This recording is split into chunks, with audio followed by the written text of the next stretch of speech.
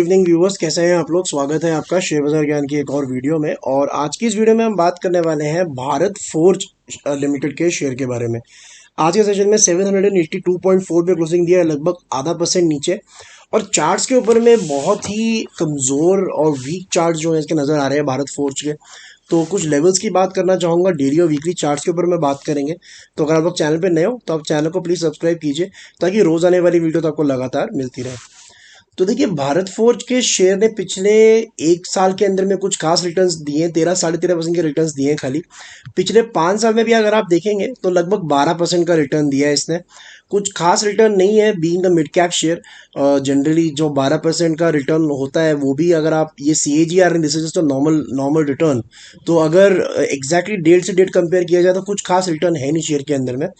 और अगर चार्ट्स के ऊपर में देखें तो डेली चार्ट्स मुझे बहुत ही इसके स्ट्रेंज लग रहे हैं, बिकॉज टेक्निकल चार्ट्स तो बहुत देखे हैं, लेकिन इस तरीके का 20 मूविंग एवरेज का डिक्लाइन होना is very rare in my opinion. अब इसके पीछे क्या कारण है वो देखना पड़ेगा। कोई एज सच न्यूज़ भी नहीं है। जो न्यूज़ थी वो अच्छी न्यूज़ थी, जो अभी 2-3 हफ्ते पहले आई थी, जहां भारत फोर्ज ने एक इलेक्ट्रिक बाइक के मैन्युफैक्चरिंग यूनिट को इनॉग्रेट किया था। There is no such bad news in the stock. लेकिन अब आप देख सकते हो यहाँ पे कि अपने 200 डेली मूविंग एवरेज के नीचे लगातार दूसरे दिन इसने क्लोजिंग दे दी है। जो चीज़ मुझको अच्छी नहीं लग रही इसके चार्ट्स पे, वो इसका 20 मूविंग एवरेज है। अगर मैं आपके सामने इसका जो प्राइस है उसको थोड़ा छुपा दूं, और इसका जो ब्लैक वाला 200 डेली मूविंग एवरेज है उसको भी अगर हाइड कर दे, so just look at the fall. जिस तरीके का एक शार्प डिक्लाइन नीचे की तरफ आ रहा है, ऐसा बहुत रेयर देखने को मिलता है। मतलब आप इसका जो चार्ट है इसको आप अगर बड़ा करके पीछे हिस्ट्री में भी अगर आप जाओगे तो ऐसा आपको फॉल देखने को बहुत रेयर मिलेगा। आप देख सकते हो यहाँ पे कि एक एकदम कर्व सा बनाया है इसने, यहाँ पे बहुत ही अगली कर्व बनाया है। नॉर्मली एक अगर बहुत तेज फॉल आता है तो एकदम झटके से कर्व बनता है, फिर ऊपर आता है दोबारा, ऐसे आप यहाँ देख सकते हो। फिर झटके से नीचे गया, ऊपर आया, ये एक नॉर्मल गिरने का तरीका है। लेकिन ऐसा जो कर्व बनता है जो ऐसे करके नीचे जा रहा है, it means that consistent fall है, विदाउट एनी रिबाउंड या फिर विदाउट एनी बाउंस बैक के फॉल है, और फिर लंबे चलने वाला फॉल लगता है ये। सो ये 2-3 चीज़ें हैं जो मुझे भारत फोर्ज के अंदर में परेशान करती है on the 20 moving average front. मैं एक बार इसका कोड दोबारा से ओपन कर देता हूँ। तो जैसा मैंने आपको बताया कि 200 डेली मूविंग एवरेज के नीचे जो है अब इसने काम करना शुरू कर दिया है। दैट्स वाई इसके अंदर में अगर हम वीकली चार्ट्स को देखेंगे तो वहाँ पे भी एक सीलिंग शिफ्ट देखने को मिल रहा है। सीलिंग शिफ्ट का मतलब क्या है कि जो इनिशियल इसके अंदर में रेजिस्टेंस था, अब रेजिस्टेंस उससे नीचे आ चुका है।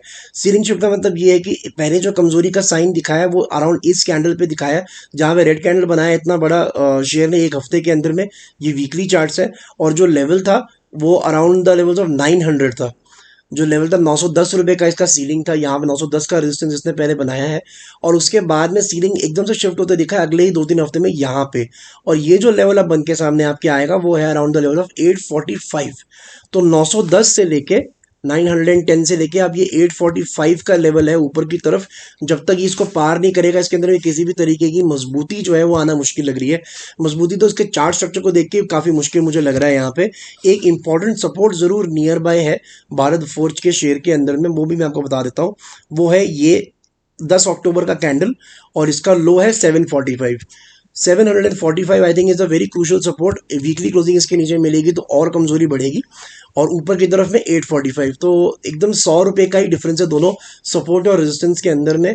अभी जो भारत फोर्ज का लेवल चल रहा है अराउंड 782 चल रहा है। सो अराउंड 37-38 रुपीज़ अपने सपोर्ट से ऊपर है, और अपने रेजिस्टेंस से लगभग 50-60 रुपये नीचे है। तो ट्रेड भी कुछ खास किया नहीं जा सकता इस शेयर के अंदर में, वेट एंड वॉच ही करना पड़ेगा। That is why it is very important. Bharat forge जैसा शेयर जब आपको दिखा देता है ये कि 5 साल में सिर्फ 12% रिटर्न, इसका जो लास्ट स्टॉक स्प्लिट हुआ था वो भी 2017 में हुआ था जहाँ तक मैंने चेक किया है। तो 2017 के बाद में कोई खास डिविडेंड, मतलब 1-1.5-2 रुपये का डिविडेंड देती है कंपनी, और ना कोई बोनस दिया है, ना कोई स्प्लिट दिया है, ना कोई बायबैक है। So I think that is the problem. और बार बार मैं आपको यही वीडियोज़ में बताता हूँ कि स्टॉक को लंबे समय के लिए लेना और सही लेवल पे लेना दो अलग चीज़ें होती हैं। तो जिन लोगों ने 5-5 साल से भारत फोर्ज होल्ड किया हुआ है उनको कुछ खास बेनिफिट तो इसके अंदर होता हुआ दिखता नहीं है। That is why I think right now it is in a falling face. और वैल्यूएशन के हिसाब से मुझे लगता है कि अगर 600-650 के करीब मिले तब तो बात और है, लेकिन 800-900 रुपये के करीब तो इस स्टॉक को छूना भी नहीं चाहिए। तो दोस्तों ये था मेरा video on Bharat forge for today. नीचे की तरफ 745, ऊपर की तरफ में 845।